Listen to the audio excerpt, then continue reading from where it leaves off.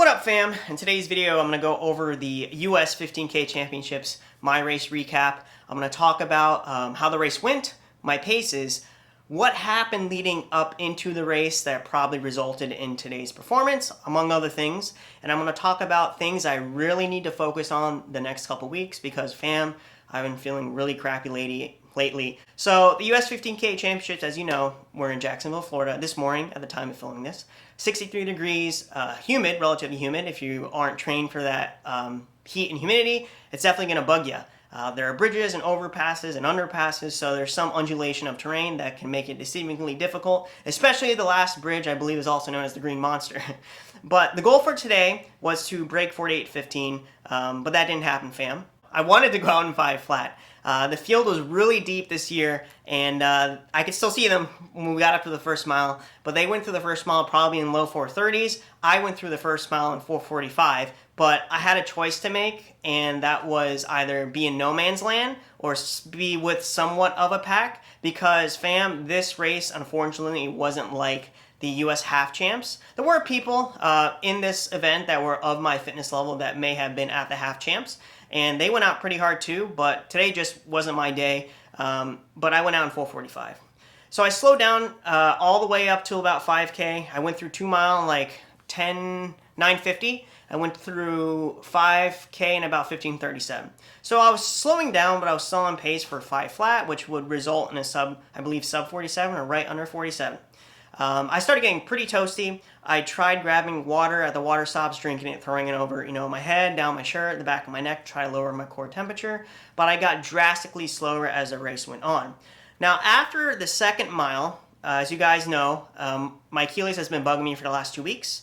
There's a part where there's a bridge where the bridge has a see-through gate where you could see like the river underneath, and it was uphill at the same time. So if you're wearing a super shoe, it felt pretty uneven. So my Achilles didn't like that at all. So up that bridge alone, I believe it's between mile 1 and 2, I slowed down probably a good 10 seconds or so. And then, let's see, went through on pace through 5K. At around 4 miles, I started getting the dreaded side stitch. I haven't done anything fast in a while, fam. I went through 4 mile in 2025, so 5:06-ish. So, I mean, that still obviously put me in range for either A, B goals. Then I went through 5 mile in 25:40, 45, starting to get a little blurry there. Completely in no man's land, and I was just trying to finish. I started running at my tempo, or at least what felt like comfortably hard tempo, but it was just like I just couldn't settle. You couldn't find your rhythm. There were a lot of turns you had to do in this race, and a lot of, there was a couple bridges, maybe 2, with the last one being the worst, but you get that in a sec. 10K, the goal for 10K was to go under 32, but I went through 10K in about 32:01, so I started slowing down pretty drastically. 7 miles, I don't really remember. 8, don't remember either. 9:47 something, I think. In the last 0.3, I tried to go quick. But fam, at the start of mile 8, there is this gradual bridge climb they call the Green Monster. It was foggy, the bridge was into the fog, you couldn't really see the runner in front of you. At this point, my Achilles was on fire, but it wasn't like so painful that I couldn't run on it. So my goal at this point really was just to finish. I threw all A goal, B goal, and C goal out the window, feeling kind of tired, almost like I felt kind of like overtrained going to this. Like my body just felt like a very stressed situation. But I rolled it on in, and I believe I ran like 49:15, 49:10. So this is probably the worst race that I've had in a while. I've actually split considerably faster in a half marathon. It could be because I didn't go out as conservative as I wanted to. Otherwise, in the beginning, like I said, I would have been in no man's land. But I still ended up being in no man's land anyway. Maybe if I would have gone out in 5:05 and held 5:05s like I do all the time in practice when you guys, watch my vlogs and stuff like that, I probably would have fared better. But I just didn't have it today. So for this race, leading up into it, the last 2 weeks, as you guys know, I've been dealing with an Achilles tendonitis issue. So I probably lost some variable of fitness, trying my best to maintain as much fitness as I can by using the lever, by biking, easy running, lever for workouts. And so I probably lost maybe like 1 to 2%.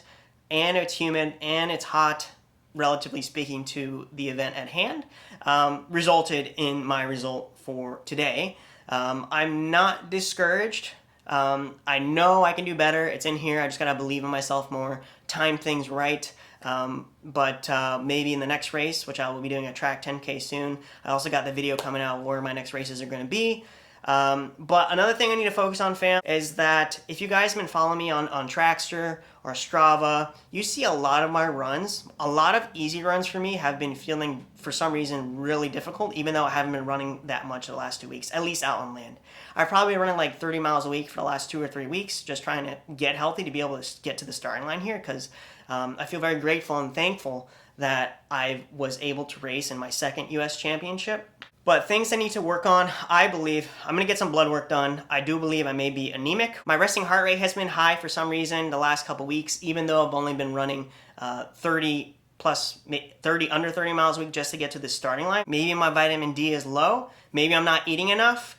I've been having some blood sugar issues where if I'm running, if it's a considerably longer race, my blood sugar will drop. If I'm running and then I stop for a little bit, my blood sugar drops, especially during a cool down. So I've been having some blood sugar swing issues that's definitely affecting my performance, which is something that I need to focus on. All right, fam. Thank you for watching. Thanks for those that came up to me and said that you watched the vlog and my channel. I really appreciate it. I love you guys. Next race is going to be hopefully in San Francisco. I got to rehab this Achilles first, take it easy day by day, and get ready to grind again and always stay spicy. All right, fam. I'll talk to you later. Peace.